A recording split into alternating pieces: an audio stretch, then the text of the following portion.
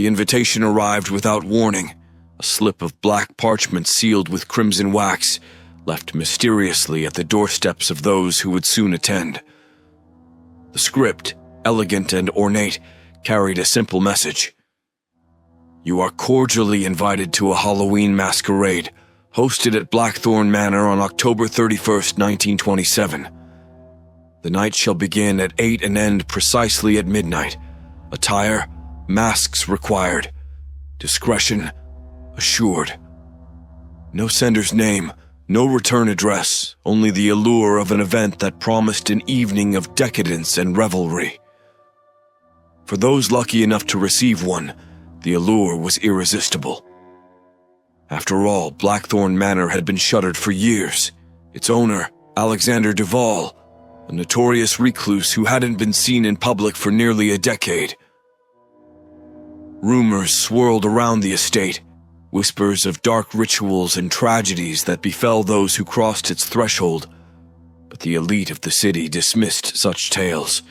They were people of privilege, immune to the superstitions that haunted the lower classes. By the time Halloween night arrived, anticipation had reached a fever pitch. Outside Blackthorn Manor, a line of sleek black automobiles gathered, depositing guests onto the cobbled drive. The manor stood towering and gothic, shrouded in mist, with ivy crawling over its ancient stone walls. Lanterns lit the path to the grand double doors, casting long, flickering shadows that seemed to dance of their own accord. Vivian LaRue, a celebrated debutante known for her daring spirit, was among the first to arrive. Her silver mask glittered beneath the amber glow of the lanterns as she climbed the marble steps. She paused, eyes tracing the ornate carvings that adorned the doors, twisting shapes of serpents and faces contorted in silent screams. She shuddered but quickly dismissed the unease. Tonight was not for fear, but for indulgence. With a heavy groan, the door swung open, revealing a grand foyer beyond. Two masked attendants, dressed in dark velvet uniforms, greeted her in silence, their faces hidden beneath identical black masks with hollow eyes. They offered no words of welcome, only a curt nod, gesturing for her to proceed into the ballroom. As she stepped inside, the scale of the party revealed itself. Crystal chandeliers glittered overhead, casting shards of light onto the polished floor. Guests in extravagant costumes mingled, their laughter and conversation filling the air. Masks of every shape and design concealed their identities, feathers, lace, and porcelain faces with fixed expressions. The air buzzed with the excitement of anonymity, a promise of freedom from the usual constraints of society. Vivian's heart quickened with a sense of thrill. She was in her element, surrounded by the city's most powerful and wealthy. Somewhere among the revelers was Alexander Duval himself, though no one had yet claimed to see him. Rumor had it that Duval had taken to wearing a mask of his own, ensuring that he blended in with his guests, just another shadow in the crowd. The orchestra began to play, filling the ballroom with haunting, lilting melodies. Couples twirled across the floor, their masks reflecting the candlelight in flashes of gold and silver. Yet beneath the gaiety, something felt wrong. The air was too cold, the shadows too deep, and every so often a strange silence would fall, as if the house itself was listening. Vivian took a glass of champagne from a passing servant, her eyes drifting toward the far corner of the room, where a dark figure lingered, standing apart from the crowd. He wore a mask of pale ivory, his suit tailored to perfection, yet there was something unnerving about the way he stood, utterly still, as though watching. Before she could take a closer look, another guest approached, drawing her attention back to the celebration. As the night wore on, the mood of the ball grew stranger. Guests began to notice that certain faces had disappeared from the crowd, At first, it was easy to dismiss, an illusion of the swirling costumes and masks. But then, more vanished, slipping out of sight without a word. Whispers spread through the crowd, but no one dared acknowledge the growing dread aloud. After all, it was only a party, wasn't it? Vivian couldn't shake the feeling that she was being watched. The orchestra's haunting melody swelled, filling the grand ballroom with a hypnotic rhythm. The revelers moved in elegant, synchronized steps, yet the atmosphere had shifted subtly, like the weight of a storm pressing down. What had begun as a night of carefree indulgence now carried an undercurrent of unease, though no one dared to speak of it aloud. Vivian stood near the edge of the dance floor, her champagne glass untouched. Her eyes flickered nervously toward the corners of the room, where shadows seemed to gather more thickly than they should. The grand chandeliers cast their light, but in some places it didn't seem to reach. The corners remained dark, too dark, as though someone, lurked just beyond the light's edge.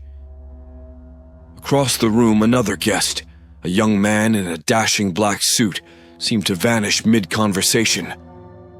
One moment he was there, laughing with a woman in a feathered mask, and the next, the space where he had stood was empty.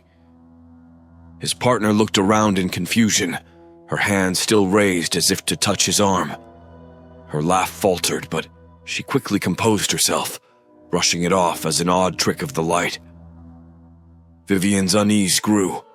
She scanned the ballroom again, her eyes landing on the ivory-masked figure she had noticed earlier. He hadn't moved. He still stood near the far wall, utterly still, watching the crowd with a strange intensity. His mask, stark white in the dim light, gave him the appearance of a statue. But something about him made her stomach tighten in fear. Another flicker of movement in her periphery. A woman in a gilded gown staggered, her hand gripping the banister of the grand staircase as if the ground beneath her had shifted. Vivian watched, her breath caught in her throat as the woman's silhouette blurred. It was subtle, almost imperceptible, but she seemed to melt into the shadows, her figure bending unnaturally before vanishing completely. Panic crept in now, quick and sharp. She wasn't imagining it. People were disappearing. They weren't leaving through the grand doors or slipping away for private moments. They were simply gone. The guests who remained seemed oblivious, but Vivian could feel it in her bones. Something was terribly wrong. A loud crack echoed through the ballroom, and one of the chandeliers flickered violently, its crystals rattling like brittle bones. The music faltered, just for a heartbeat, as the musicians exchanged uncertain glances. But within moments, they resumed their playing, as if nothing had happened. The revelry continued, but now, an unspoken tension clung to the air. Vivian stepped back, away from the crowd, her pulse quickening. She needed to find someone, anyone, who had noticed what she had seen. Her eyes darted across the room, but the faces were hidden behind their elaborate masks, making it impossible to read anyone's true emotions. She tried to locate familiar faces, friends, acquaintances, but the sea of strangers only deepened her sense of isolation. She moved to the edge of the room, slipping behind a cluster of guests, hoping to find some sense of clarity. As she passed by one of the towering mirrors that adorned the walls, something stopped her cold. Her reflection, blurred and distorted, looked back at her with eyes that didn't belong to her. The face behind the mask seemed wrong, its mouth curved in a smile she wasn't wearing. She blinked, and the reflection was gone, leaving her staring at her own pale, trembling face. Her breath hitched, and a cold sweat beaded at the back of her neck. A hand touched her shoulder. Vivian whirled around, her heart leaping into her throat. It was a man she didn't recognize, wearing a mask of silver, his eyes hidden behind dark slits. "Are you all right, miss?" His voice was smooth, calm, but there was an edge of something, off. Vivian opened her mouth to respond, to tell him what she had seen, but no words came out. Her gaze drifted to the far wall where the ivory-masked figure had been. He was gone. The man in silver watched her, a small smile creeping beneath his mask. "You look pale," he murmured. "Perhaps the excitement is too much for some." She pulled away from him, the chill in the air tightening around her throat like an invisible hand. The shadows had grown thicker now, creeping closer with every second. Something was watching them, something ancient and malevolent. And then, just as suddenly, the laughter and music returned to full force, the crowd swelling back to life. But Vivian could no longer join in. She knew now, this masquerade was more than just a party. It was a trap. The clock on the far wall struck 9, its chimes barely audible over the din of the masquerade. Yet to Vivian, each toll rang out like a warning.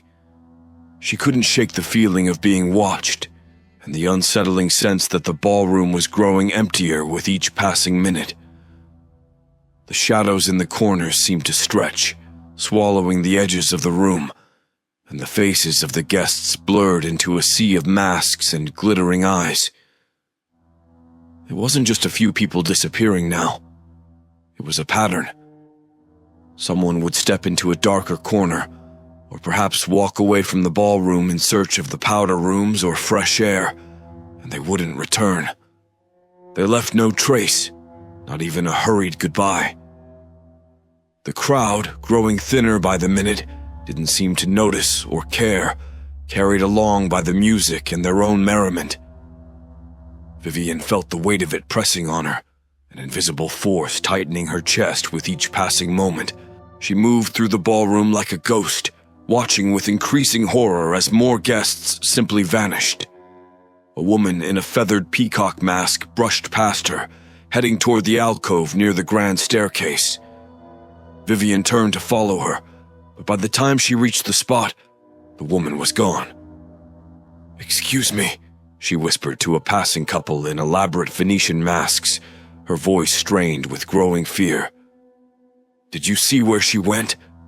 The woman who was just here?" But the couple only glanced at her with glassy eyes, their lips curling into strange, unsettling smiles before they returned to their private conversation, dismissing her entirely. Vivian took a step back, her pulse hammering in her ears. Panic gripped her. Were they blind to what was happening? Or was this something more sinister? The masquerade itself felt like it was shifting, becoming something other. The laughter was too loud, the music too eerie, as if everything had been distorted into a nightmarish parody of the ball that had begun just hours ago. She needed to find a way out. The grand doors of the ballroom stood at the far end, imposing and silent, but when she approached them, she found them sealed shut. She tried the latch. It didn't budge.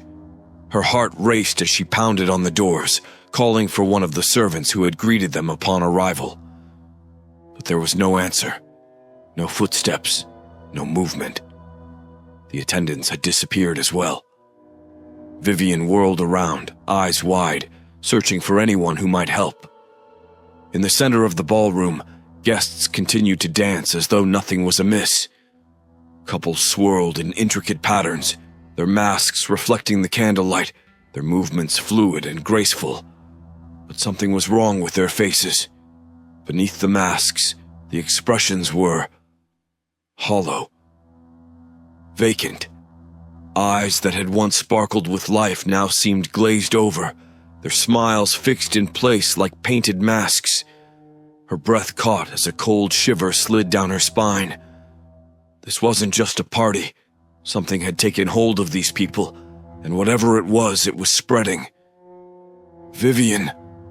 The voice was low, familiar. She spun around and came face to face with Thomas Greer, a close friend of hers and one of the few people she had recognized earlier in the evening. He wore a black velvet mask that matched his suit, but his eyes, His eyes were wild with fear. "Vivian, we have to leave." "Thomas, what's happening?" she asked, her voice barely above a whisper. "People are disappearing. The doors are locked. This isn't right. What's going on?" He grabbed her arm, pulling her toward the edge of the ballroom. "I don't know," he said, his voice trembling. "But we need to get out of here. I've been trying to find a way out for the last hour. The doors are sealed, the windows won't open. It's like the house is alive." Vivian glanced over her shoulder, her heart racing. She could feel the eyes on her again, though she couldn't pinpoint their source. "Have you seen anyone leave? Is there another way out?" Thomas shook his head, his grip tightening on her arm. "No. Every time someone leaves the room, they don't come back.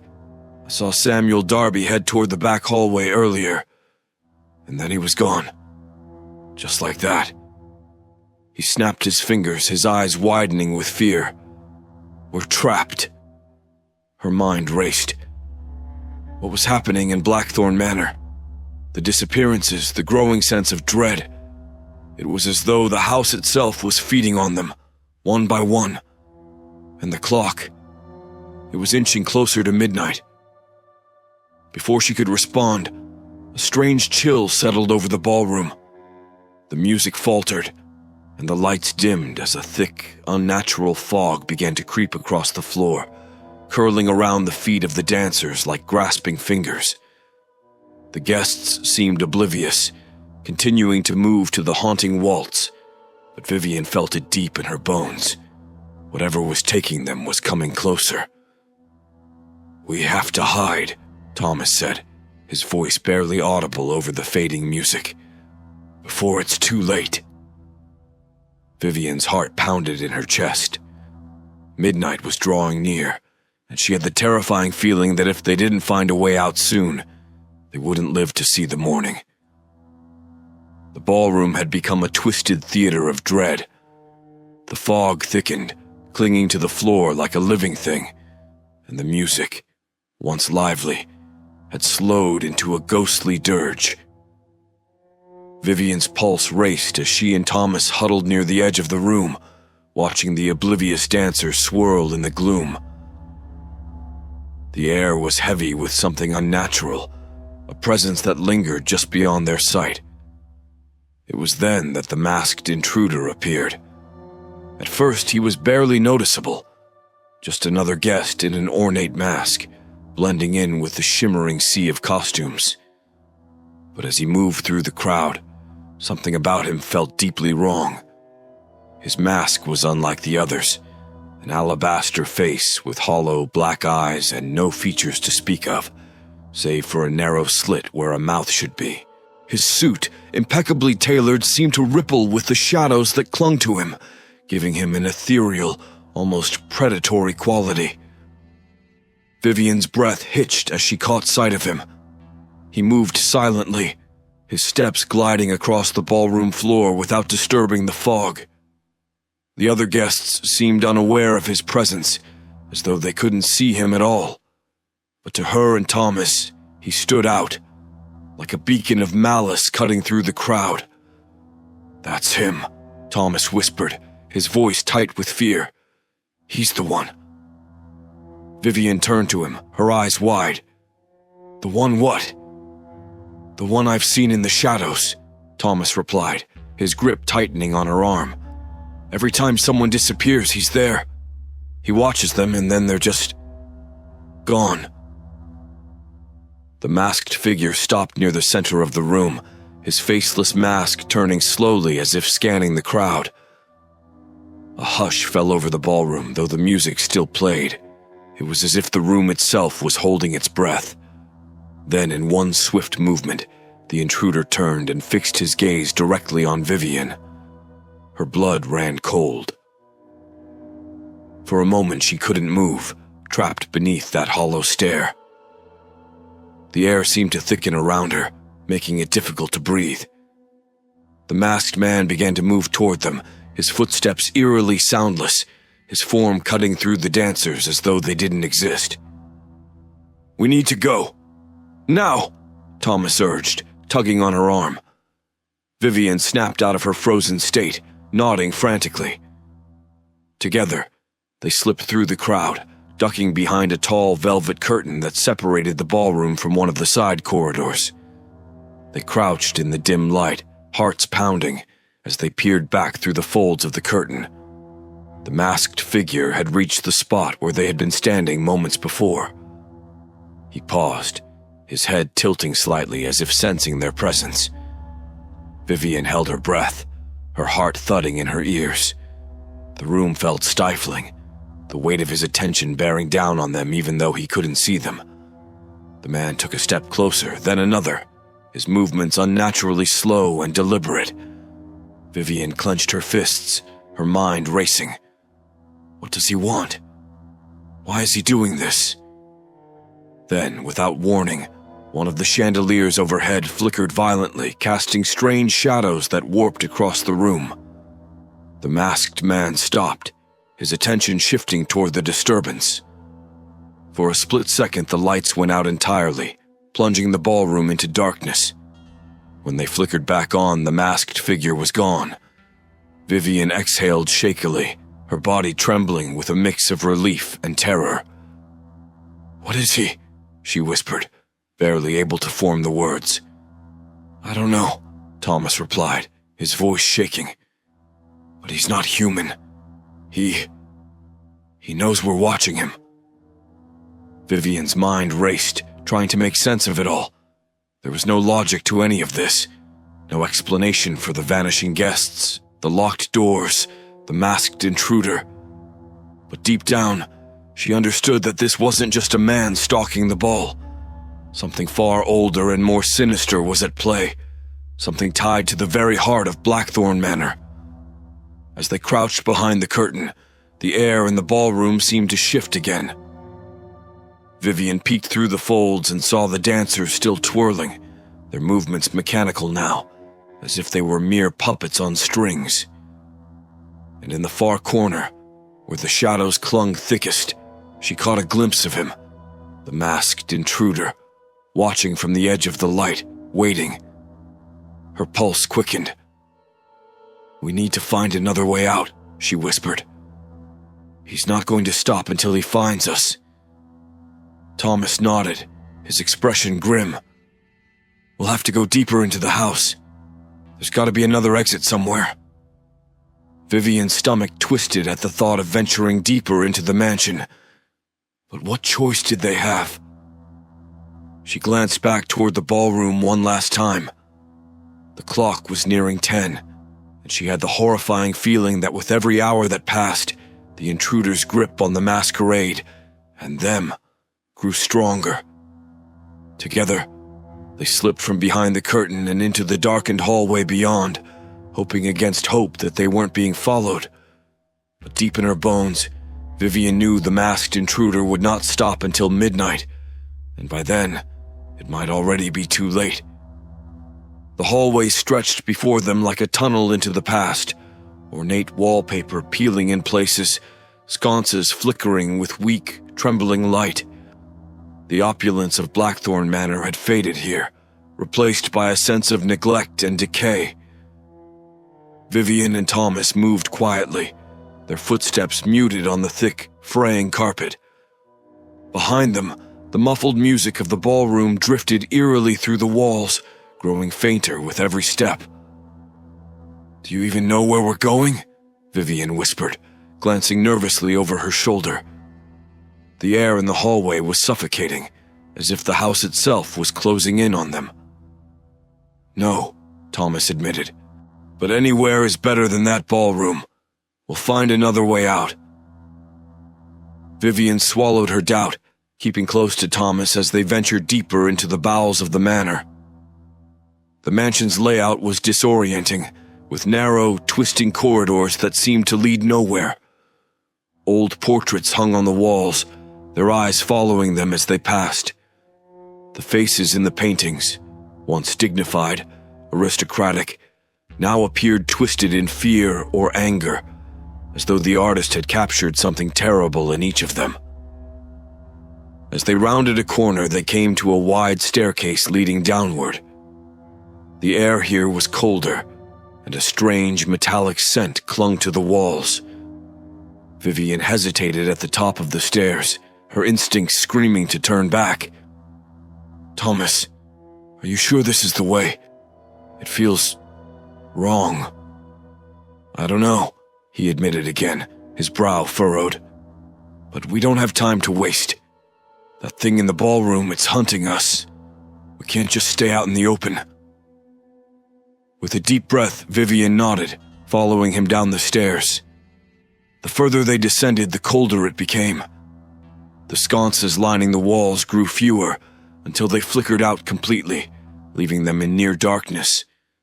The air smelled damp now, mingling with the staleness of old wood and forgotten memories.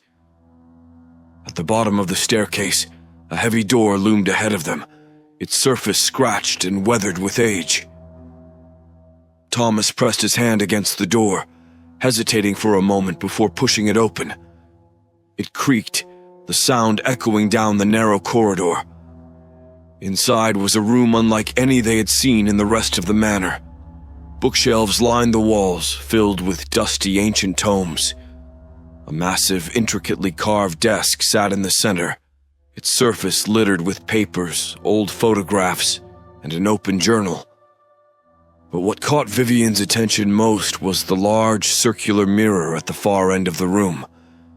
It was taller than either of them, with a blackened frame that seemed to twist into serpentine shapes. The glass itself was dark and murky, reflecting almost nothing in the dim light. "Look at this," Thomas said, his voice hushed as he stepped closer to the desk. He picked up one of the photographs, dusting off the edges. "It's the same people from the portraits upstairs." Vivian moved beside him, peering at the photograph. The faces were familiar. Those same aristocrats standing in front of Blackthorn Manor, their smiles cold and lifeless. But one face stood out among them. "That's him," she whispered, pointing to the tall figure at the center of the group. His face was unmistakable, even without the mask. The same sharp features, the same cold eyes. "Alexander Duval," Thomas murmured. "He's been here all along. But he hasn't aged." Vivian shivered. The man in the photograph was identical to the one she had seen in the ballroom, the one rumored to be their reclusive host. How is that possible?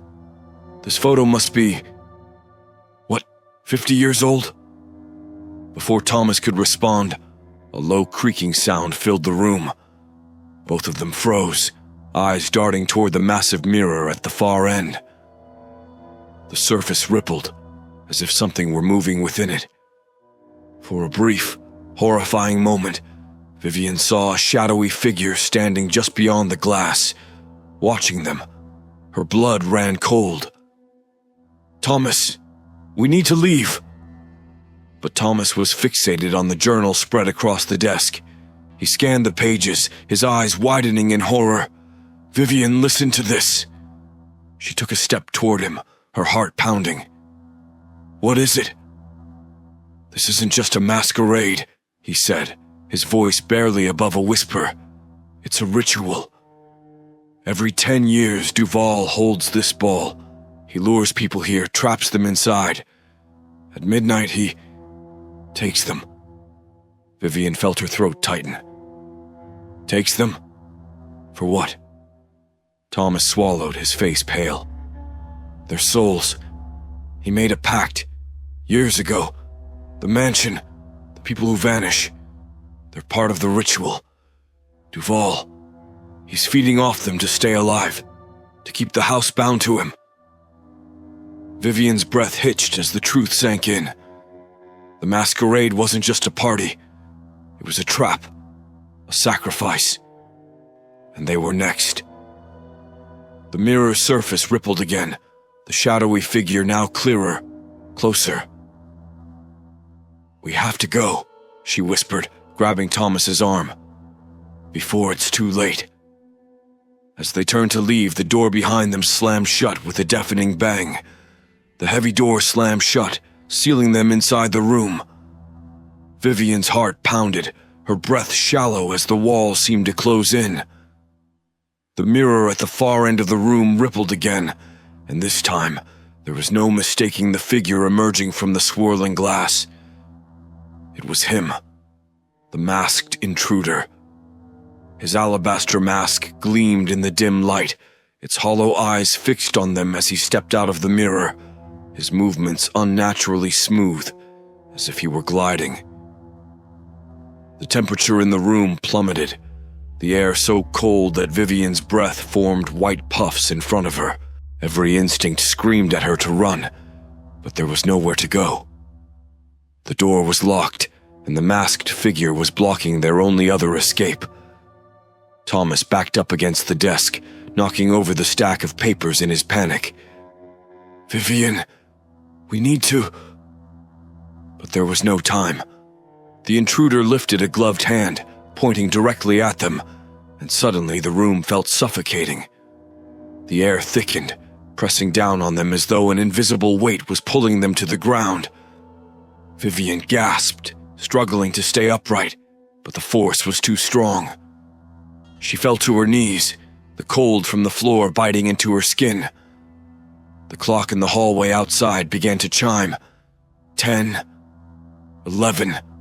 The sound echoed through the room, counting down to midnight. Vivian looked up at the masked figure, her heart racing. "Why are you doing this?" she managed to gasp, her voice barely above a whisper. "What do you want from us?" The figure's head tilted slightly, and though no sound came from his mask, she could feel the answer in the air around her. An ancient hunger, a need that had spanned centuries. This was no simple masquerade. They were caught in something far older, something far darker. Alexander Duval had made a pact with forces beyond human understanding, and now, as the final chime approached, the ritual was nearly complete. With every strike of the clock, the weight on her chest grew heavier. Her vision blurred as the cold seeped deeper into her bones. Beside her, Thomas was gasping for breath, his hands clutching the desk for support. But the masked intruder remained still, watching, waiting for the final chime. Suddenly, the journal on the desk fluttered open, its pages flipping wildly as though caught in an invisible wind. A passage glowed on the page, and Vivian's eyes darted toward it, desperate for any hope. The words were written in the same elegant, ornate script as the invitation. "At the 12th strike, all will be bound. But for those who see through the mask, freedom lies in the mirror." The mirror. Vivian's mind raced. The mirror wasn't just a tool for Duval. It was the key. A way out. If they could use it, maybe they could escape the ritual before it claimed them. "Thomas," she whispered, her voice tight with urgency. "The mirror. We have to get to the mirror." Thomas looked at her, his face pale with fear, but he nodded, understanding dawning in his eyes. "What do we do?" "The journal says it's the way out. We just need to..." But before she could finish, the final chime rang out. Midnight. The intruder's form shifted, his mask cracking as the ritual reached its climax. The walls of the room seemed to stretch and warp, the mirror growing larger, its surface swirling like a black void ready to swallow them whole. Vivian could feel the pull of it, tugging at her very soul. With the last of her strength, she grabbed Thomas's arm and pulled him toward the mirror. "Now!" she shouted, her voice barely audible over the deafening roar that filled the room. Together, they stumbled toward the swirling glass, the pull of the void growing stronger with each step. The masked figure lunged toward them, his movements no longer smooth but jerky, desperate, as though he could feel the ritual slipping from his grasp. His hand shot out, inches from Thomas's shoulder. But just as his fingers brushed the fabric of Thomas's jacket, they reached the mirror. Vivian felt the cold glass against her skin, and for a brief, terrifying moment, she thought they would be lost to the void. But then the glass shattered, not outward, but inward, pulling them through with a force that sent them tumbling into darkness. For what felt like an eternity, there was only silence. The suffocating weight lifted, and the cold receded. When Vivian opened her eyes, she found herself lying on the grass outside Blackthorn Manor. The air was crisp, the sky dark, but no longer oppressive. The manor loomed behind them, silent and still, as though it had never been the site of such horrors. Thomas groaned beside her, pushing himself up on his elbows. Did we make it?" Vivian nodded, her body trembling from exhaustion. "I think so." But as she looked back at the manor, she couldn't shake the feeling that it was watching them. The front doors, once sealed, now stood ajar, as if waiting for the next guest to arrive. The invitation had promised the night would end at midnight. But as they climbed to their feet, Vivian knew one thing for certain. The masquerade never truly ended. It merely waited.